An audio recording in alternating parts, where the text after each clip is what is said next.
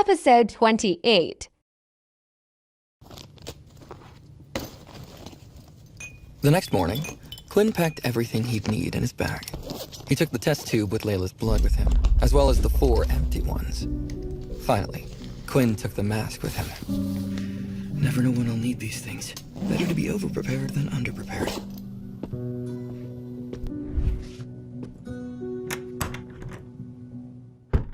Peter, Quinn, and Vorden headed down for breakfast. People gave the 3 of them strange looks.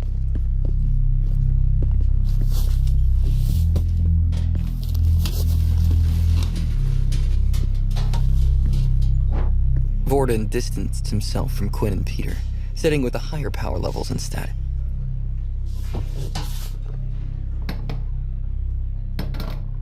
When Vorden sat down, the other students got up to leave.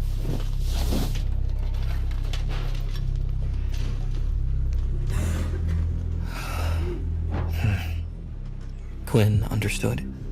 The second-year students made Vorden the target, even if he followed their rules. None of the first years would risk interacting with him. Quinn turned to Peter. Do me a favor, will you? Keep an eye on Vorden in combat classes. If anything happens, let me know. Peter frowned. But if something happens, I won't be strong enough to help. Besides, you can't exactly do anything either. Peter was right. Quinn could barely deal with the level 2 first-year students, never mind the second-year students. However, Quinn hated that they were targeting Vorden just because he chose to be friends with Peter and Quinn. Maybe I can find a weakling among the second years. There's always a weak link in any organization. They must have someone they keep around to run errands for them. If I can corner that person, I might get more information. Quinn sighed. I'm not telling you to get involved. I don't think Vorden is expecting you to help him out either. I just want to know what you see. I'm worried about him. Peter scanned the room, making sure no one was eavesdropping. He nodded once. They finished breakfast in silence. Neither of them felt very talkative when Vorden looked so miserable. Quinn left Peter, heading to his combat class.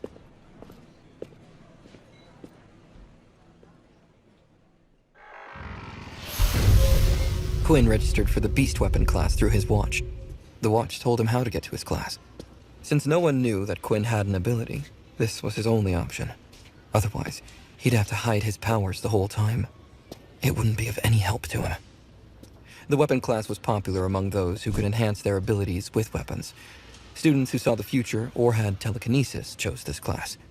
Quinn wanted to find a weapon that fit his powers as well. The class took place in the school's weapon hall. The building was detached from the rest, in a quiet area. An ancient, ceremonial gate hung over the entrance. The metal doors in the building had no doorknob, only a scanner. Quinn placed his watch against the scanner.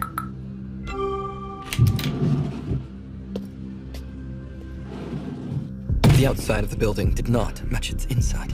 Quinn saw nothing ancient about the steel walls and granite floors. The building looked like a warehouse filled with weapons. Quinn saw no decorations, only row upon row of weapons. They hung on walls, sat behind glass containers, and filled shelves.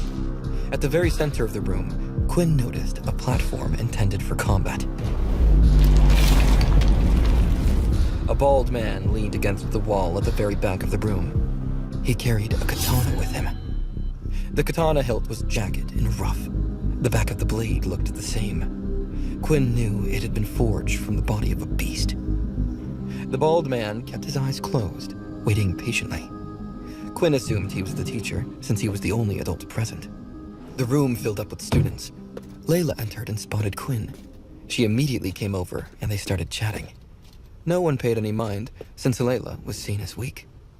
Layla glanced around the room. This class is a lot more popular than I thought.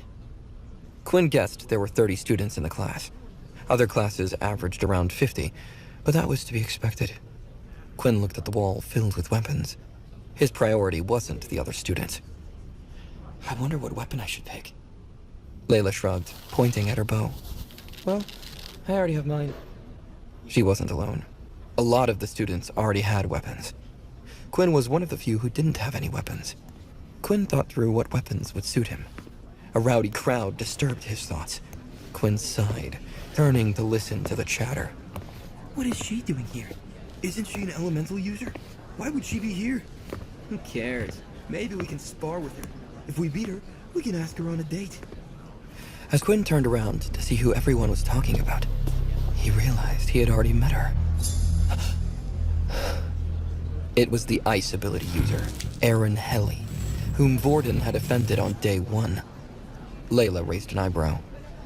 I wonder why she decided to go to this class instead of the elemental class. The teacher finally moved towards the students, interrupting the gossip. Attention. Everyone froze and turned to look at the old man. The teacher commanded the room easily. My name is Leo.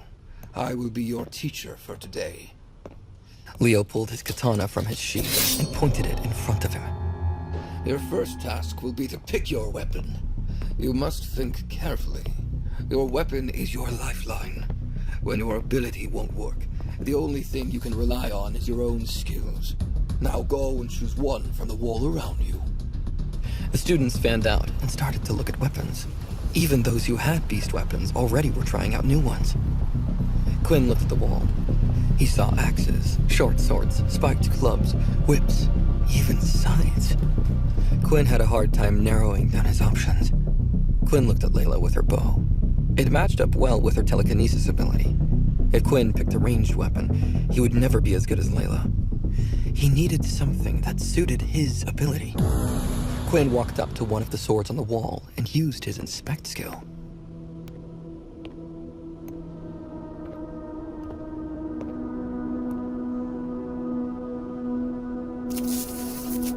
Corage Sword. Tier. Basic beast weapon. Strength +3. Agility -2. The sword is incompatible with the skill Blood Swipe. The sword looked heavy.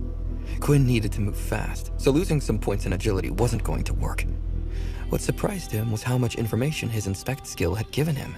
It even told him if Blood Swipe could be used with it. Quinn smirked. If he used his inspect ability, this might be pretty easy after all.